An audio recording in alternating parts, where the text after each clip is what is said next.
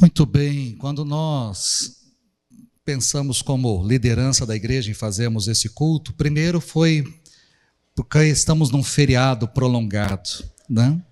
E como capital, normalmente o pessoal vai para o interior, viaja, aproveita, temos um feriado bem longo e o pessoal com toda certeza aproveita esse tempo. Aí falamos, bom, ter 2 cultos vai ser difícil, termos 2 cultos, né? Manhã e noite, talvez a igreja um pouco mais esvaziada, 2 cultos esvaziados. Vamos fazer um culto único? Vamos fazer um culto único. Então vamos fazer às 6 horas da manhã, né? O pessoal, no início, olha assim e fala, meu Deus, né? E eu também, irmãos, vou confessar o meu pecado, vamos abrir o confessionário, vou confessar o meu pecado. Eu imaginei que ia ter 50 pessoas hoje pela manhã. Eu imaginei 50 pessoas. Eu imaginei. O pessoal da cozinha, o pessoal da diaconia, quando perguntava, eu falei, acho que vai dar umas 50, no máximo estourando 60. Né? Quando ontem eu falei, olha, deu 129 confirmados, fora os que não confirmaram e vão aparecer. Aí eu falei, puxa, minha fé estava muito pequena, né? Mas que bom que a gente pode estar aqui, que bom que você pode estar aqui. E queremos meditar, queremos não só adorar, mas meditar também naquilo que o Senhor tem para as nossas vidas, naquilo que Ele traz ao nosso coração. Eu quero também saudar aqueles que estão em casa, que estão participando conosco. Nós estamos de forma diferenciada hoje, transmitindo também para vocês, agora pela manhã, e que Deus esteja abençoando aí a vida de cada um também que está assistindo, está participando conosco através da transmissão. Hoje nós vamos falar que Ele é o Salvador. Nós estamos trabalhando a série de mensagens Quem é Jesus? Até aqui nós já vimos que Ele é Deus, que Ele é o Cordeiro de Deus, que Ele é o justo juiz e que Ele é o amor.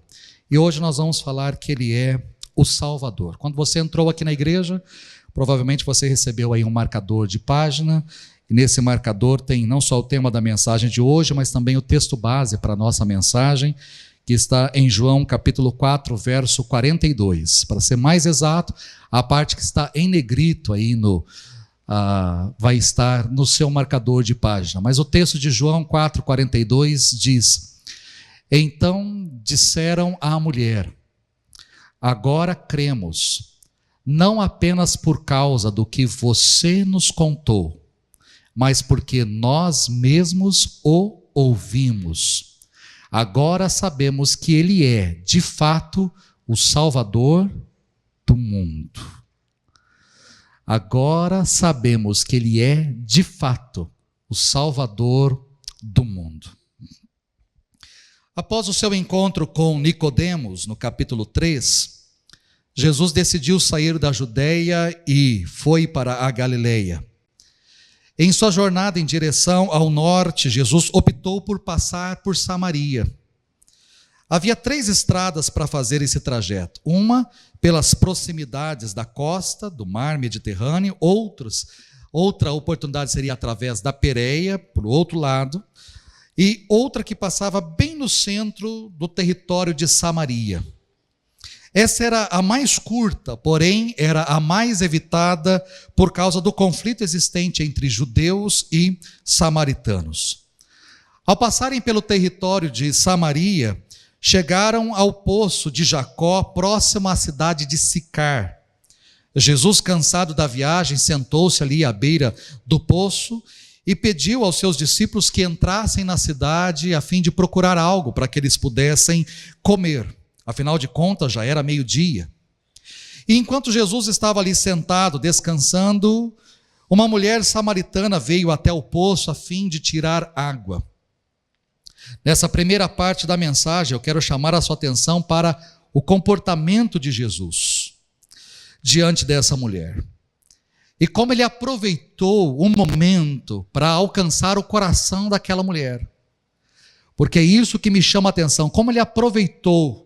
Ele não estava ali por um acaso, ele não decidiu passar por Samaria por um acaso, mas ele quis passar por Samaria, era momento oportuno de estar com aquela mulher, e ao saber que estaria com aquela mulher, ele aproveitou ao máximo o momento para alcançar o seu coração, a fim de lhe apresentar e lhe conceder salvação. E como é que Jesus fez isso? E eu quero destacar algumas coisas para você.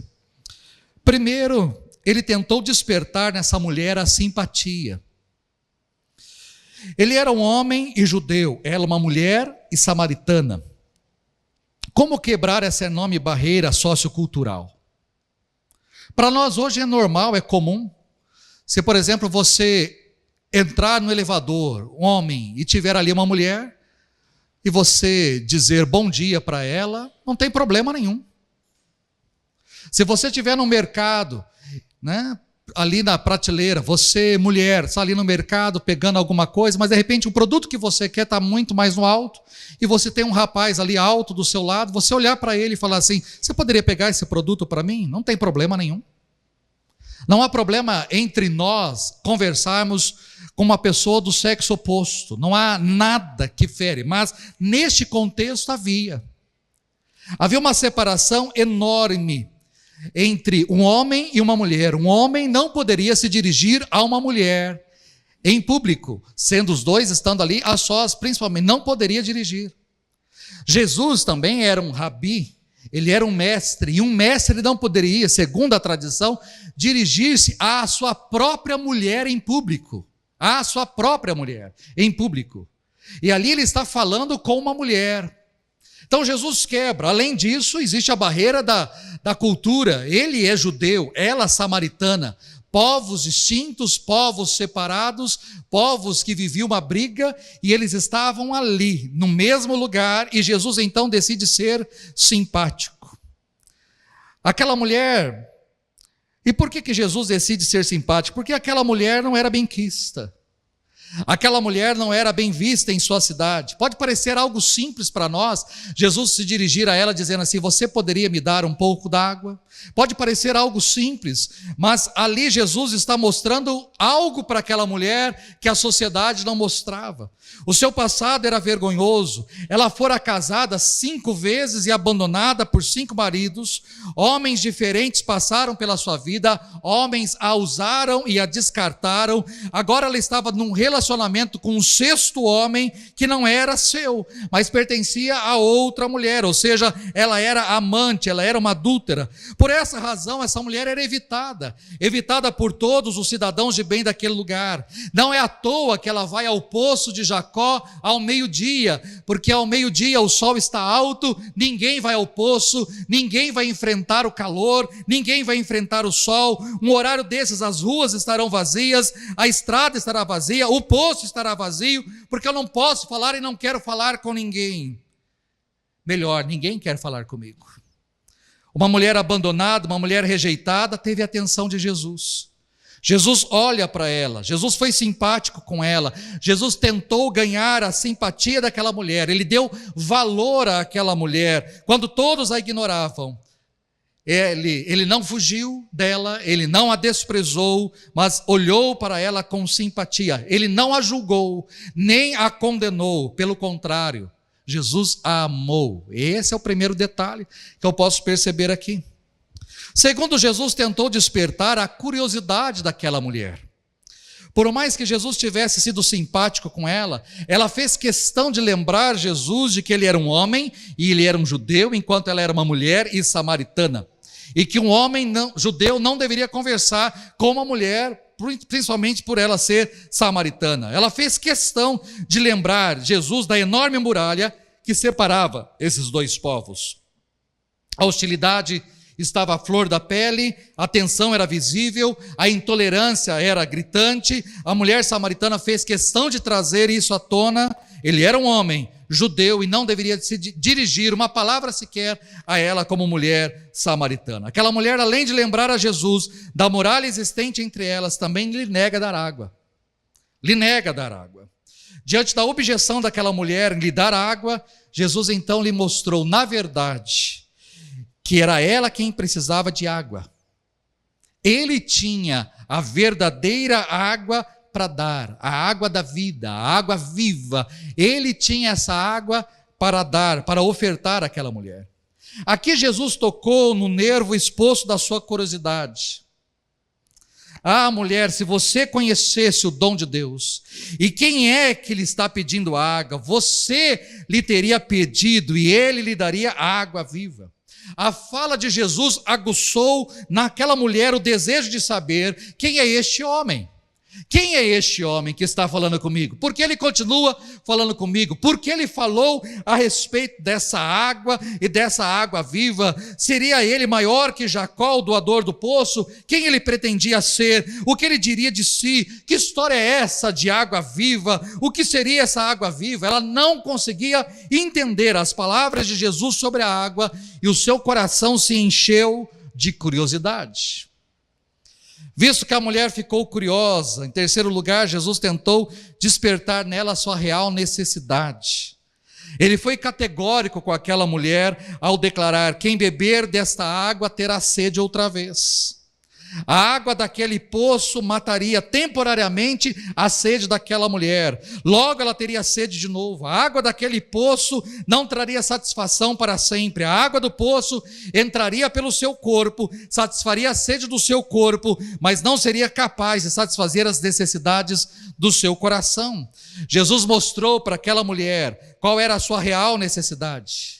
Ela queria satisfação, ela precisava ser satisfeita. Por isso talvez tantos maridos, por isso tantos relacionamentos, por isso tantas frustrações. Nada lhe preenchia o coração, nada lhe preenchia a vida.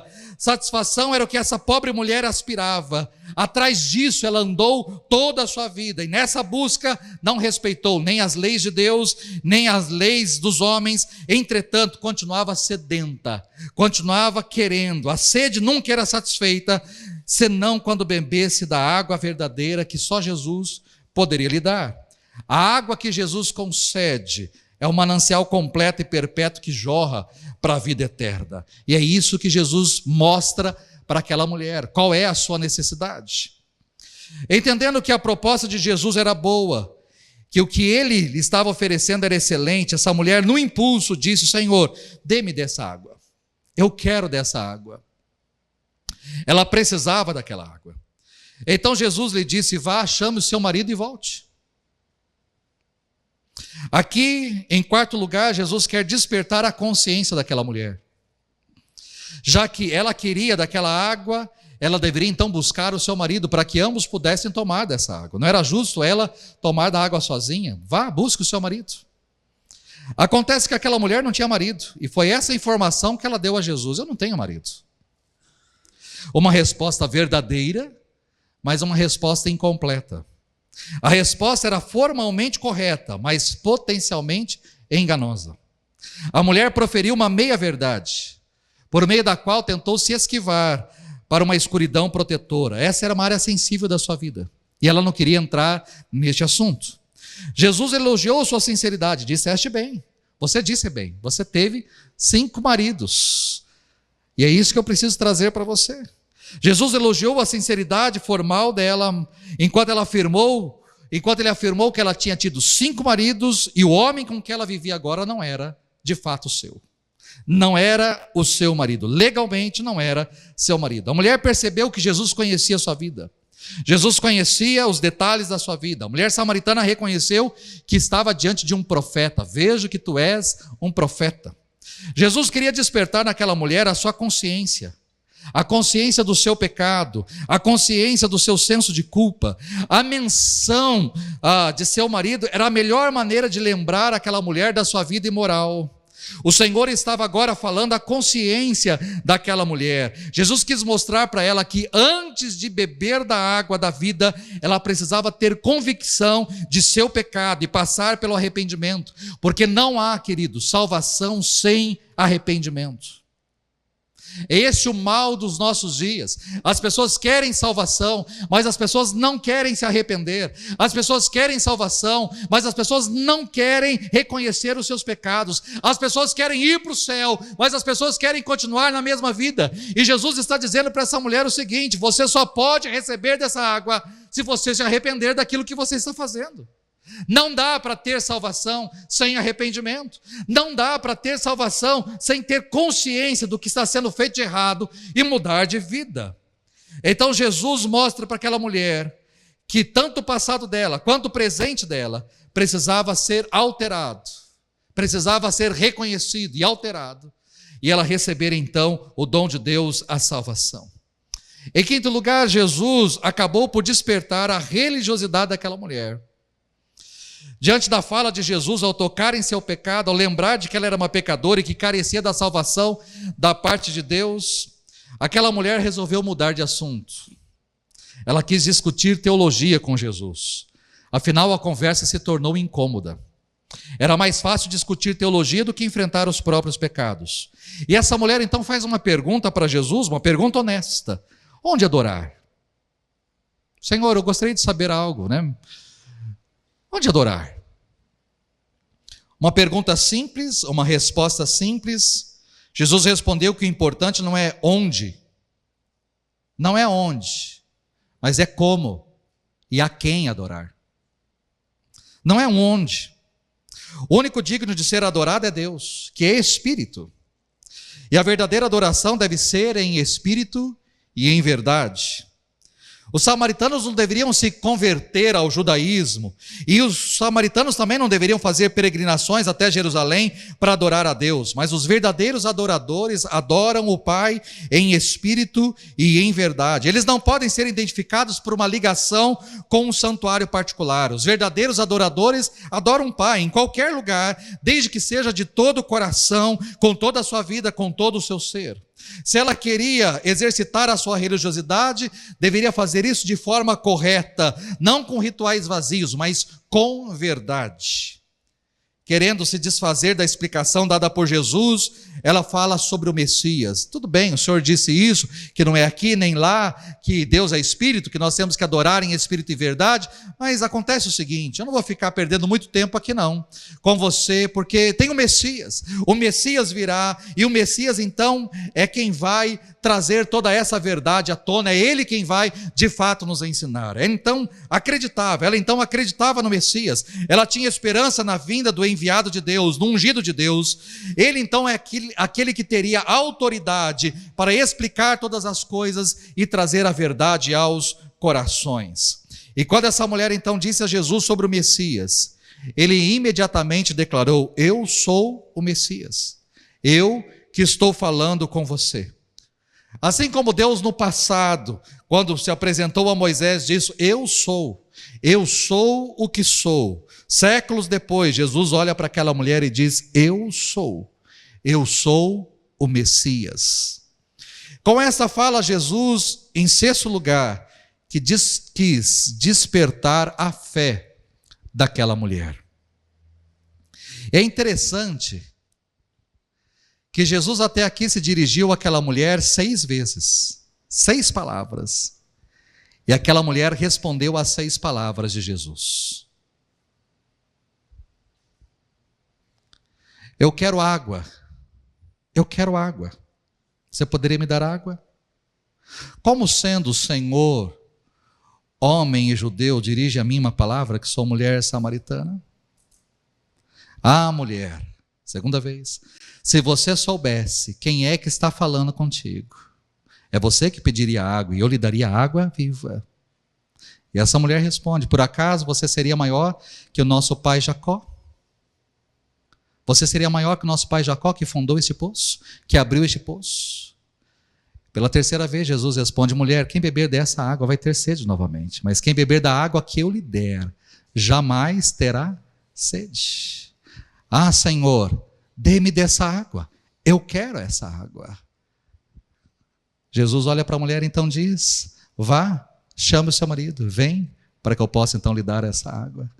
E é o que ela responde: Senhor, eu não tenho marido. E aí Jesus de novo fala para ela: disseste bem, porque você já teve 5, e o 6º com quem você está agora não é seu marido. Vejo que tu és profeta. Aí eu quero te perguntar: onde devemos adorar? E Jesus então diz para ela: não é onde, mulher, mas é como, é a quem. Os verdadeiros adoradores adoram o Pai em espírito e em verdade, não é nem aqui nem lá, é em espírito e em verdade. Ah, Senhor, virá o Messias, e o Messias que virá vai explicar todas essas coisas para nós. E aí, a 7ª vez que Jesus fala, ele diz: eu sou o Messias. Eu que estou falando com você. Quando Jesus fala isso, a mulher não dá nenhuma resposta. As outras 6 vezes ela tinha uma resposta na ponta da língua para falar com Jesus. Mas quando ele disse para ela: eu sou o Messias, ela não tinha palavras. Ela não tinha palavras para responder a Jesus. Afinal de contas, ela tinha então se encontrado não com um homem qualquer, não com um judeu qualquer, ela tinha se encontrado com o Messias. Ela que esperava ir ao poço, retirar água, voltar para casa, para os seus afazeres, teve o maior, o melhor, o mais importante encontro da sua vida. Ela se encontrou com o Messias, com Cristo, com o ungido, com o escolhido, com o enviado da parte de Deus. Ele era o Salvador do mundo, o Salvador do seu povo, o Salvador da sua vida. Aquele homem diante dela era a fonte da vida, era a fonte da água viva, aquele que de fato é o homem que poderia matar a sua sede, era a pessoa que poderia matar a sua sede existencial, mudar a sua história, conceder-lhe verdadeiro prazer, satisfação, salvação. Essa foi a atitude de Jesus. Mas não temos só Jesus na história, nós temos a samaritana.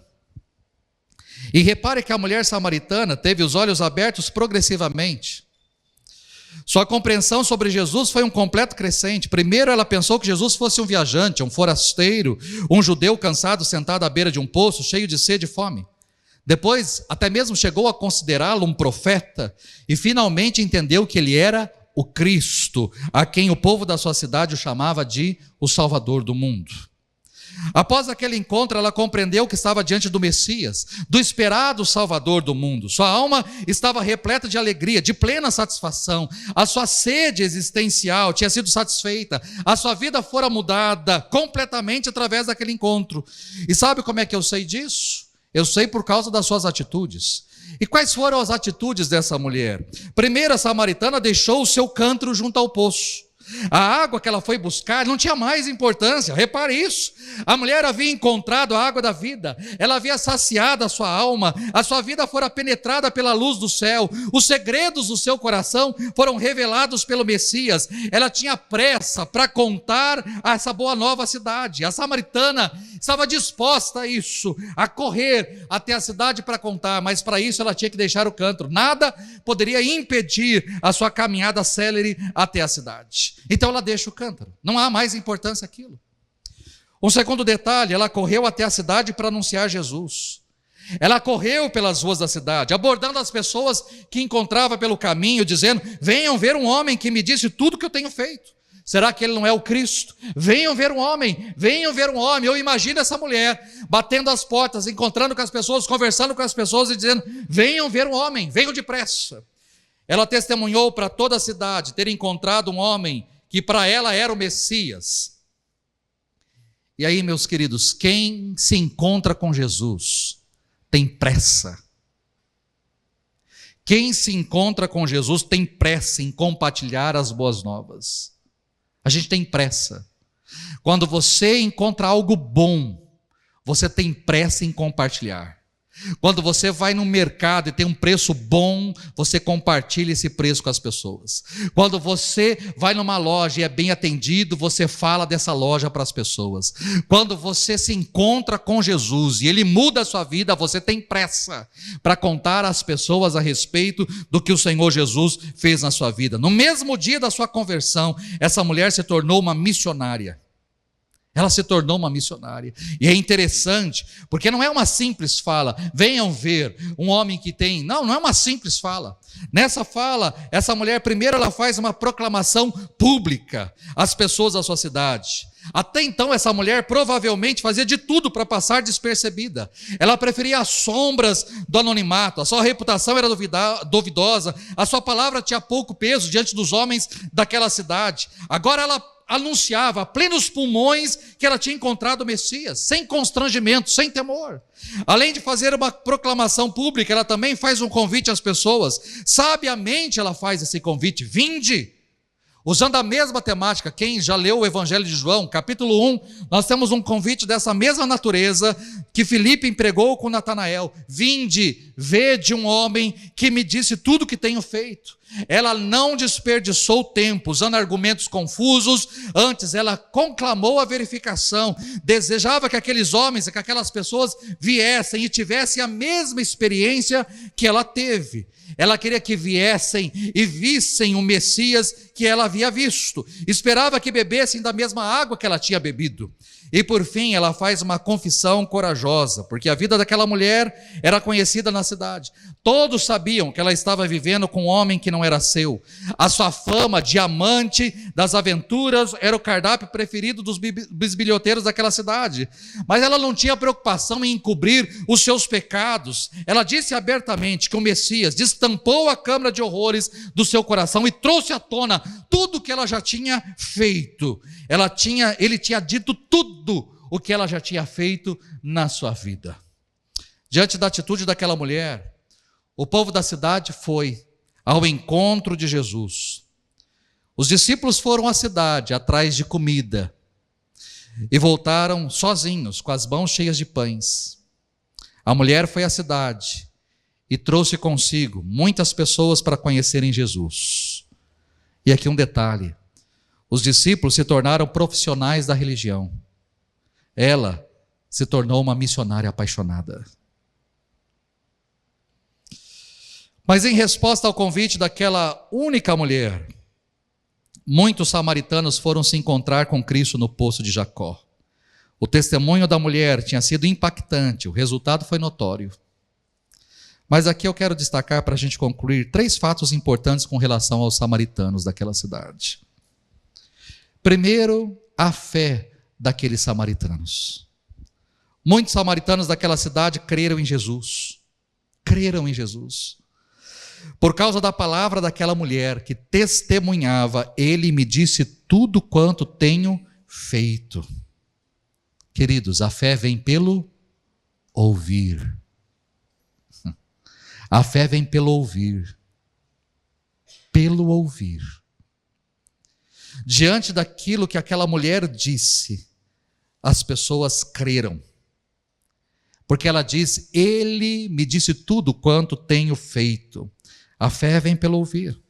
Quando nós falamos de Jesus para as pessoas, Deus concede a elas a fé salvadora. Essa semana, nos grupos pequenos da igreja, foi falado sobre fé. E uma das formas de fé é a fé salvadora. Não? É a fé que o Senhor concede quando nós ouvimos a respeito dele. Para crermos nele, precisamos dessa fé. E isso não vem de nós, é dom de Deus. É graça de Deus sobre as nossas vidas. O milagre da salvação raiou naquela cidade. Muitos foram salvos. A água viva que aquela mulher recebeu de Jesus se tornou uma fonte transbordante em sua vida. E outras pessoas começaram a participar do refrigério que ela passou a fluir. Não destaco apenas a fé daqueles samaritanos, mas o pedido que os samaritanos fizeram. Os samaritanos foram até Jesus e pediram para que ele ficasse na cidade. E ele ficou na cidade 2 dias. E é interessante, porque na sua própria cidade Jesus não era bem recebido. Jesus teve que fugir da sua cidade, porque queriam apedrejá-lo. Mas aqui não, entre os samaritanos, eles pediram para que Jesus ficasse, mesmo ele sendo judeu, 2 dias. A barreira da inimizade entre judeus e samaritanos estava caindo, porque aonde o evangelho chega, preconceitos caem, preconceitos são vencidos. Jesus foi convidado a permanecer com eles. Os samaritanos não queriam apenas ver e ouvir, eles queriam também ter comunhão com Jesus. Queremos ter um tempo com você. Mas por fim, eu destaco também o testemunho dos samaritanos. O texto diz que muitos outros samaritanos creram por causa dos ensinamentos, por causa da palavra de Jesus. E disseram àquela mulher, agora cremos, não apenas por causa do que você nos contou, mas porque nós mesmos o ouvimos. Agora sabemos que, de fato, ele é o Salvador do mundo. Os samaritanos não queriam ouvir apenas a mulher, queriam ouvir diretamente o Messias. E ao ouvirem o Messias, muitos outros também abraçaram a fé, e todos puderam testemunhar de que Jesus era verdadeiramente o Salvador do mundo. Eu termino essa mensagem dizendo para você o seguinte: Jesus é o Salvador. Nós estamos aqui nessa manhã de domingo da ressurreição para falar exatamente isso para você. Eu poderia aqui explicar sobre a ressurreição, poderia falar com você, abrir num dos textos sobre ressurreição, ou de Mateus, ou de Marcos, ou de Lucas, ou do próprio João, trazer a história, a narrativa, o que aconteceu na manhã daquele primeiro dia da semana, mas provavelmente todos nós aqui já sabemos, já conhecemos a história. Mas eu só posso estar aqui nessa manhã e proclamar a ressurreição de Jesus e dizer que Ele está vivo, porque Ele é o meu Salvador. E eu entendi isso. Você entendeu isso. Jesus é o Salvador. Essa é a mensagem da estrebaria. Esta é a mensagem da cruz. Esta é a mensagem do túmulo vazio. Esta é a mensagem da mulher samaritana. Esta é a mensagem dos samaritanos daquela cidade. Esta é a mensagem da Bíblia. Essa é a mensagem da igreja. Jesus é o Salvador do mundo. Não há outro. Não há outro. Não existe outro Salvador. Diante dessa afirmação, você pode falar: amém, pastor? De fato, Jesus é o Salvador. Ele é o Salvador. Eu digo para você o seguinte: se Ele é o seu Salvador, não fique calado. Se Ele é o seu Salvador, não fique calado. Faça como aquela mulher samaritana. Corra. Corra até as pessoas e conte para elas sobre Jesus. Conte para as pessoas o que Jesus fez em sua vida. E eu digo para você: vá depressa. Conte rápido. Não perca tempo. Não perca a oportunidade. Conte. Eu falo isso, irmãos, e termino, porque nós normalmente achamos que as pessoas, todas as pessoas, vão para o céu. E todas as pessoas serão salvas. E eu gostaria muito que todas as pessoas fossem para o céu e todas as pessoas fossem salvas. Mas não é assim. As pessoas só podem primeiro habitar o céu. Só pode entrar no reino de Deus. Só pode entrar nos céus aqueles que passaram por Jesus. Se não passar por Jesus, não adianta.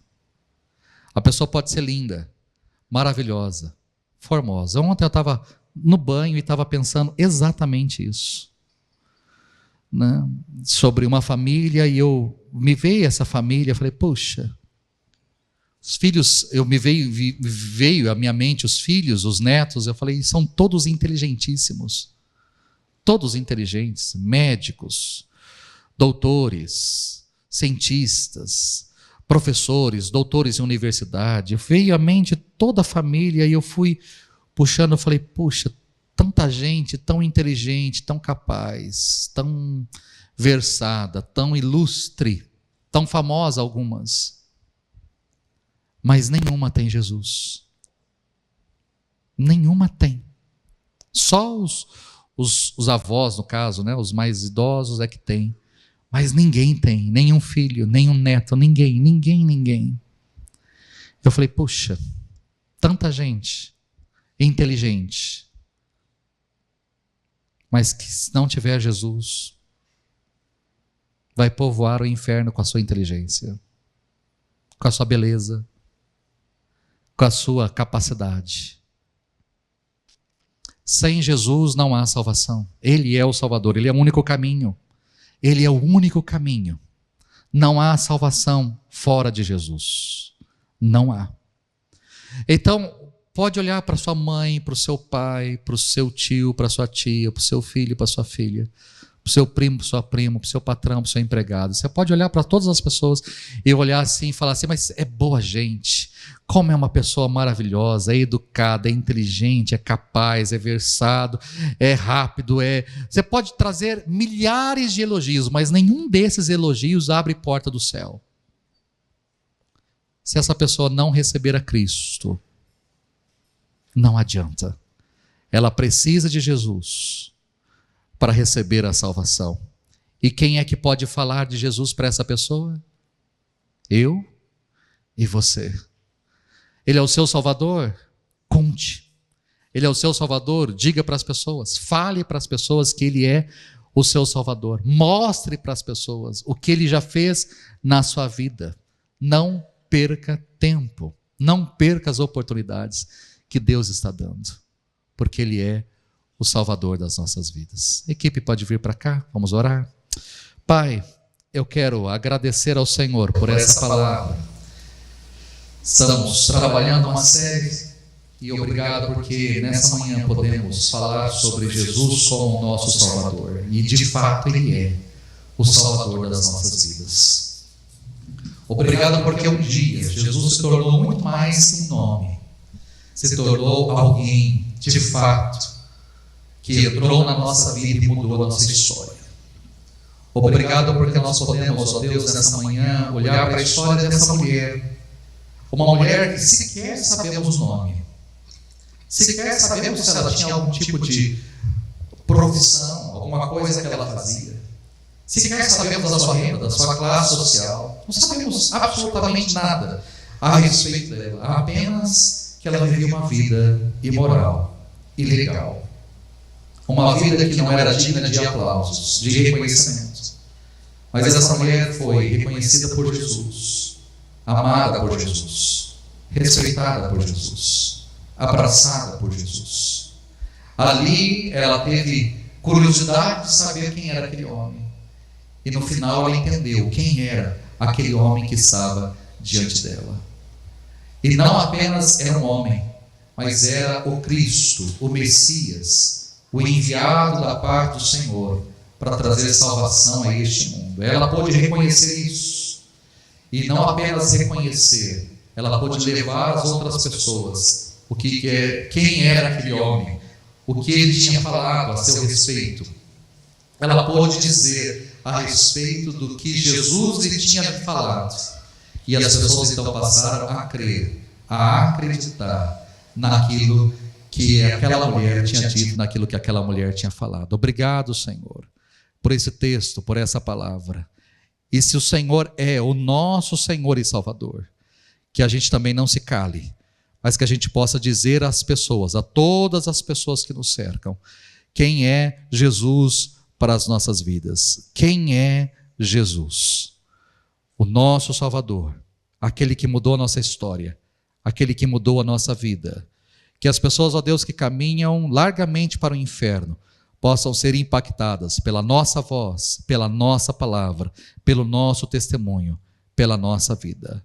É assim que eu oro, Pai. Em nome de Jesus. Amém.